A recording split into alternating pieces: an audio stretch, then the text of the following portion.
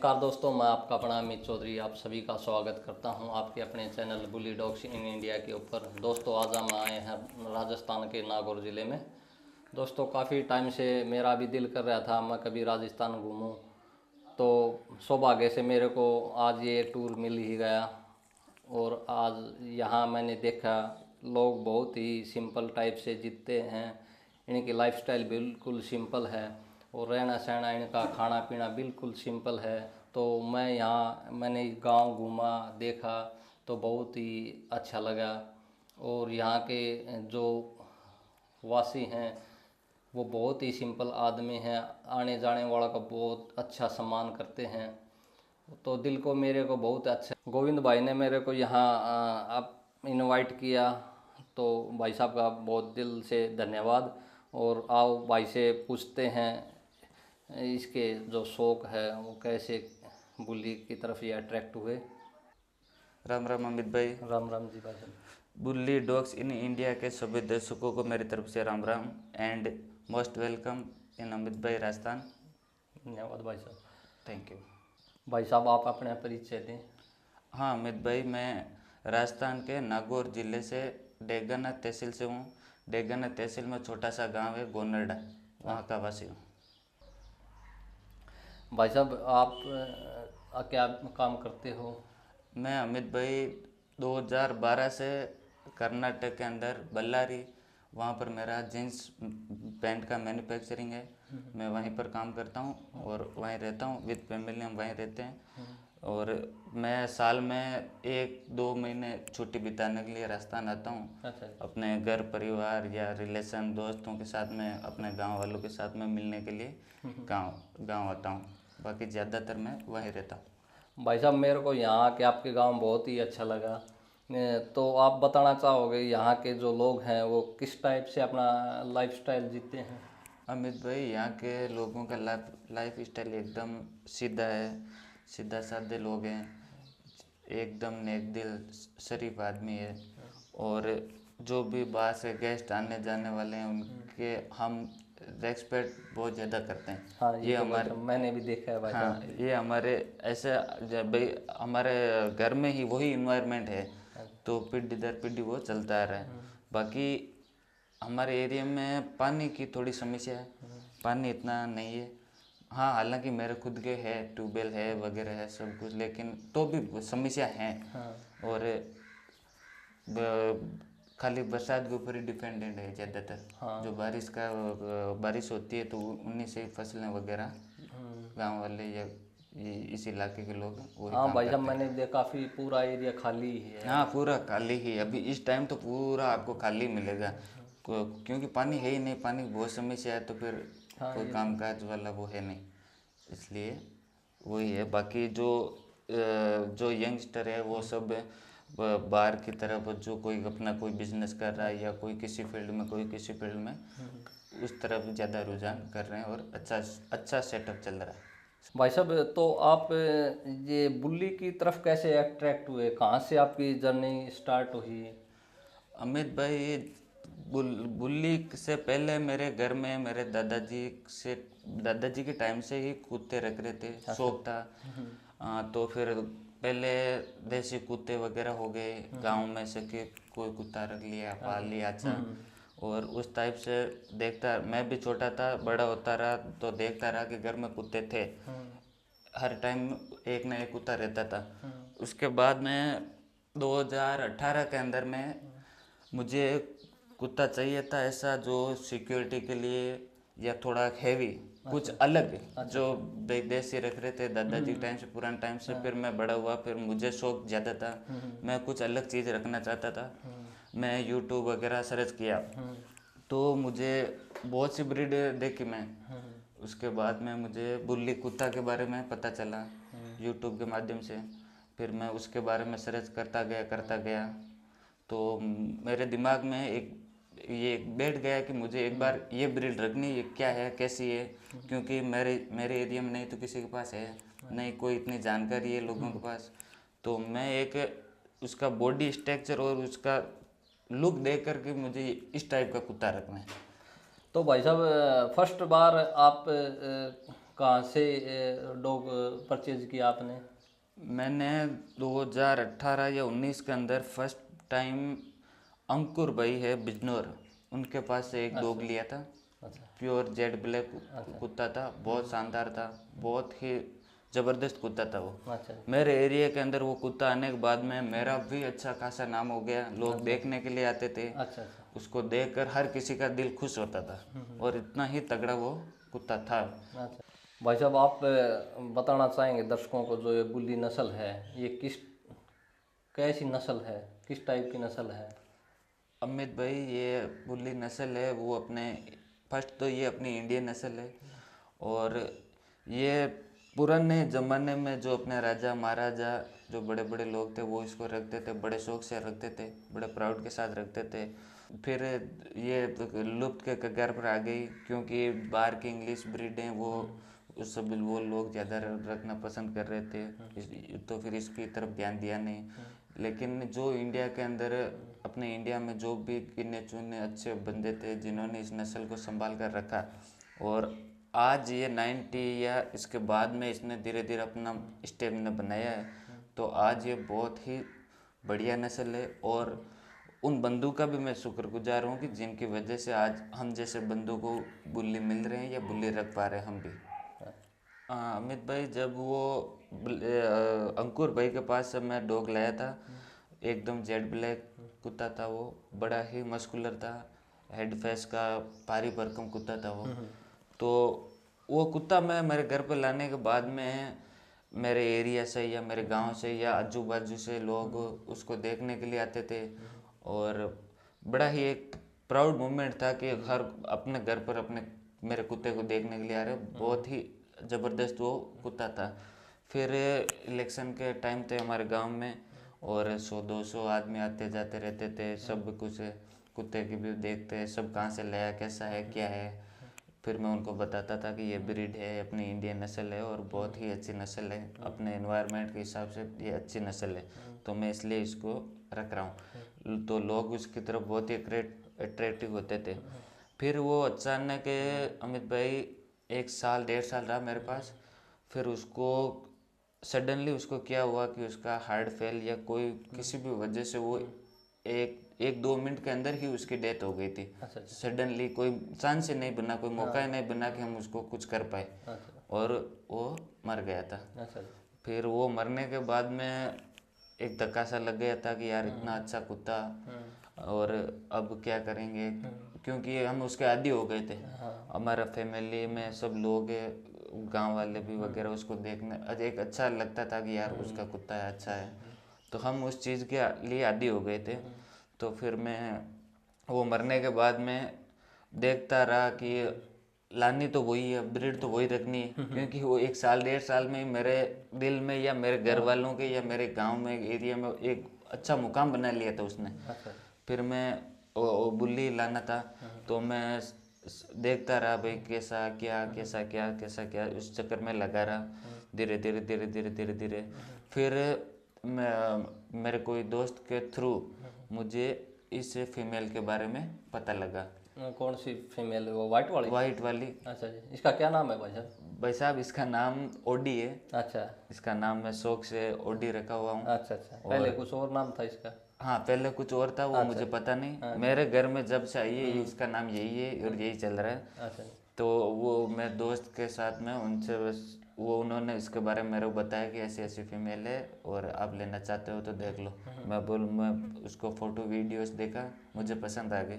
मैं बोला भाई ठीक है, ये फीमेल लेंगे। और फिर मैं इसको ले आया अपने घर पर। ये मेरे पिछले 1 साल से ये मेरे पास है। भाई साहब, जो ये आपकी ओडी है, हाँ हाँ इसकी हाइट कितनी होगी? अमित भाई, इसकी एग्जैक्ट हाइट 30 इंच है। ये 30 इंच हाइट की है। और इसकी लाइन क्या है?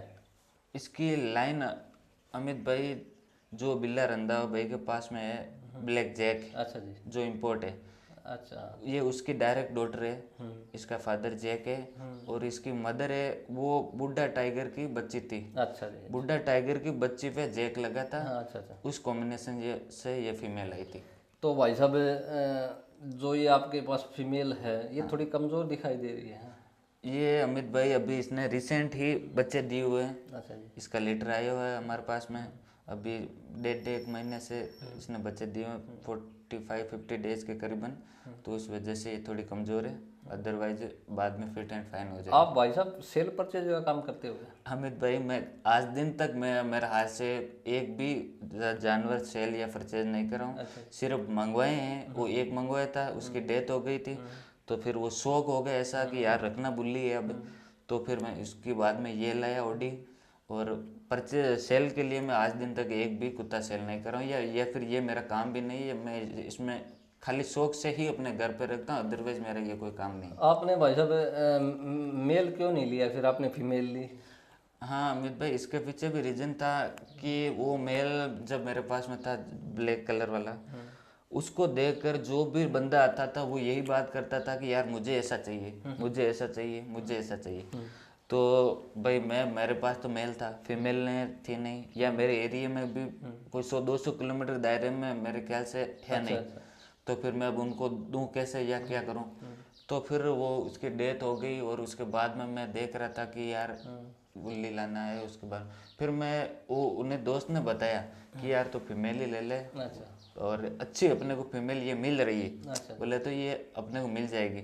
बाकी ऐसा कोई पर्पस नहीं था कि मैं फीमेल ही लूँ, लेकिन मेरा माइंड में ये था कि जो भी लोग आ रहे हैं या मेरे रिलेशन वाले हैं या मेरे दोस्त हैं, फ्रेंड सर्कल हैं, वो सब इस ब्रीड को रखना चाहते थे। तो मैं सोचा कि फीमेल ही ले आता हूँ। जो भी बच्चे होंगे तो ये अपने फ्रेंड को या रिलेशन वालों को दे दूंगा, तो वो भी अपनी एक अच्छा। आगे शो कर पाएंगे। अच्छा जी भाई, मैं इस वजह से ये फीमेल आपने फीमेल रखी। हाँ सर। एक फीमेल और दिखाई दी थी मेरे को आपके पास में, जो ब्रिंडल कलर की है। हाँ अमित भाई, वो फीमेल ये जब ओडी आई, ओडी आने के बाद में इसको मैंने मेट वेट करवाया था। ये फीमेल एक बार खाली रह गई थी, बच्चे नहीं आए थे। तो शौक है कि आगे से आगे बढ़ता ही गया अमित भाई। अच्छा। और एक फिर जैसे 2019-18 से में लगा, तो ये सोशल मीडिया थ्रू या आपके चैनल के माध्यम से आप जैसे बंदों के साथ में कि इसमें लाइन का ये वो पेडिग्री वाइज पता चला। अच्छा। तो अब एक मन में ये हो गया कि यार अपने को इस लाइन का लेना है, ये ब्रांड लेनी, इस ब्रांड से करना है, वो हो गया। तो फिर मेरे को किंग मलंगा है जो एक मेरा फेवरेट डॉग था। अच्छा। डॉग है आज भी है। तो मेरे दोस्त है योगेश भाई, उनके पास एक किंग मलंगा का बच्चा है। वो राजस्थान से ही है, तैमूर। तो फिर मैं भी सोचा यार मैं भी एक किंग मलंगा का बच्चा लूँ। अच्छा। तो फिर एक फीमेल किंग मलंगा से मेट हुई थी जिम्मी। अच्छा जी। जो डायरेक्ट मुल्तानी की थी। अच्छा जी। वो फीमेल मेट हुई थी और उसके बच्चे आए थे उस लीटर के। तो उसमें मैंने ये एक फीमेल है, वो मैं इस किंग मलंगा और जिम्मी जो मुल्तानी की बच्ची, उस कॉम्बिनेशन से एक फीमेल और मंगवा ली। अच्छा जी। हाँ, फिर मैं इसको छोटी से मंगवाई, मैं घर पर ही तैयार किया और एकदम बढ़िया बना ली। क्योंकि एक शौक भी था कि मेरे को यार अडल्ट में जो भी डॉग लाया मेरे घर में वो अडल्ट ही है।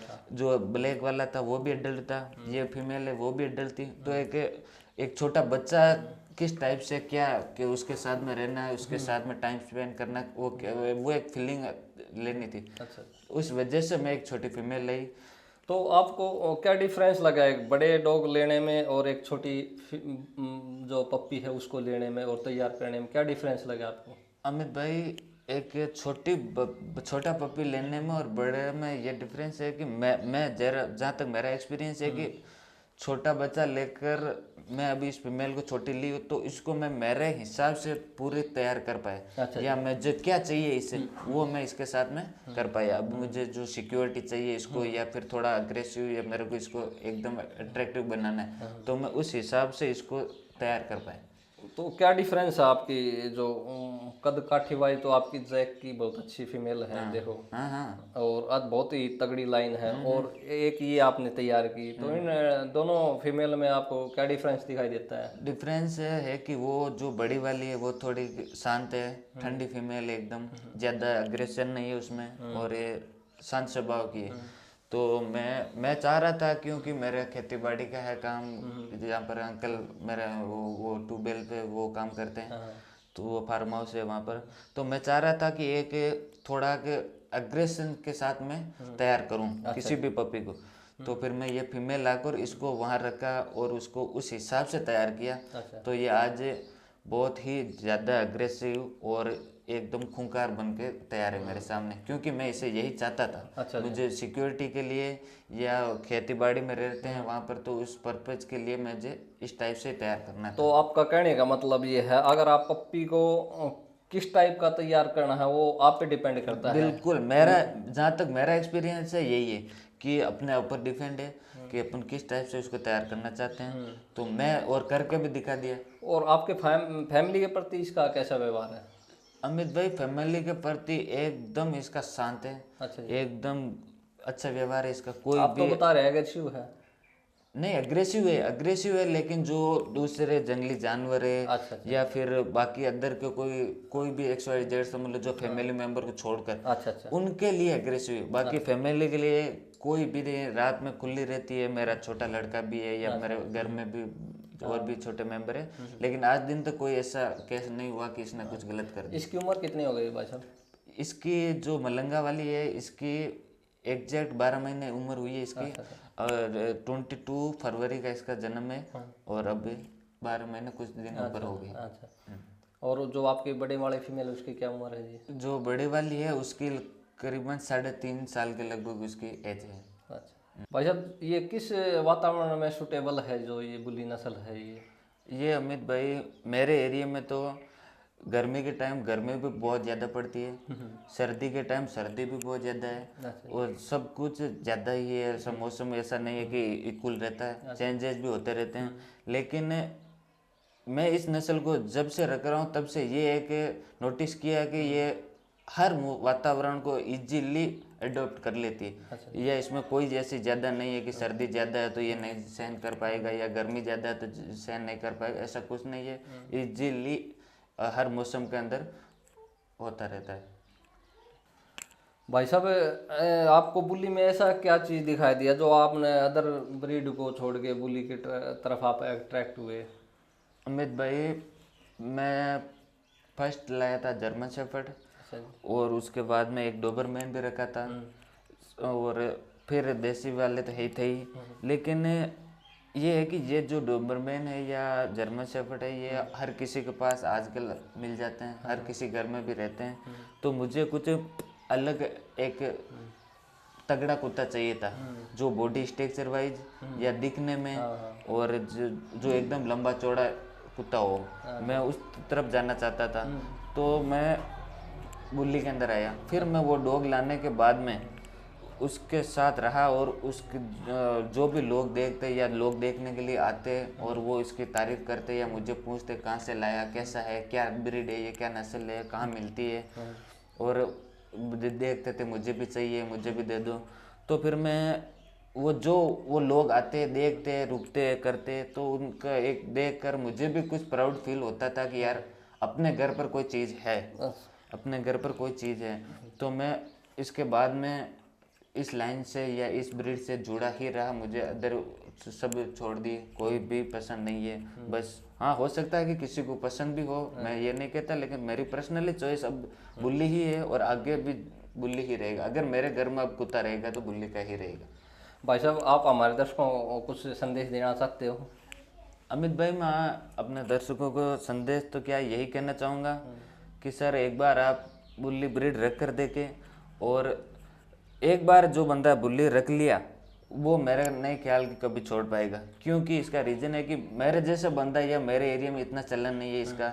तो मैं एक कुत्ते से इतना मेरा उसको दिल को वो टच कर गया, वो एक कुत्ता कि आज मैं मेरे घर पर 2 कुत्ते हैं, 2 फीमेल हैं, एक बच्चा है, वो भी तैयार कर रहा हूँ बुल्ली का। मुझे इतना शौक हो गया या इतना प्राउड फीलिंग होता है कि अपने घर पर कोई अच्छी चीज़ है। तो मैं यही कहना चाहूँगा दर्शकों को कि एक बार बुल्ली रख कर देखें, रखो, उसके बाद में आप कभी ज़िंदगी में नहीं छोड़ पाएंगे। और मैं गारंटी के साथ कहता हूँ अमित भाई कि कभी भी जो एक बार बुल्ली रख लिया वो बुल्ली के बिना नहीं रह पाएगा। भाई साहब, जो नए बायर हैं या जो पप्पी या बड़ा डॉग लेना चाहते हैं, आप उनके लिए कुछ बताना चाहते हो? कहाँ से, कैसे, किस टाइप से लेना चाहिए? अमित भाई, मैं उन भाइयों को यही बताना चाहूँगा कि आप डायरेक्ट जिस बंदे के पास या तो फीमेल है जिसने बच्चे दिए हुए हैं या कोई कुत्ता है या किसी के पास पे उस कॉम्बिनेशन से है, तो आप जिसके पास बच्चे हैं उस मदर के पास से ही बच्चा लें। ज़्यादातर अगर नहीं आ पाते हैं या नहीं कुछ कर पाते हैं तो भी आजकल बहुत सुविधा है, फेसबुक है, मैसेंजर है, सब कुछ है, तो उसके थ्रू आप लाइव देख कर कि हाँ ये मदर के पास पपी है, या फिर उसकी डिटेल भी निकालनी चाहिए कि ये किस लाइन से है, इसका फादर ये है वो है, कैसा है क्या, पूरी कंफर्म होने के बाद में ही बच्चा लेना चाहिए।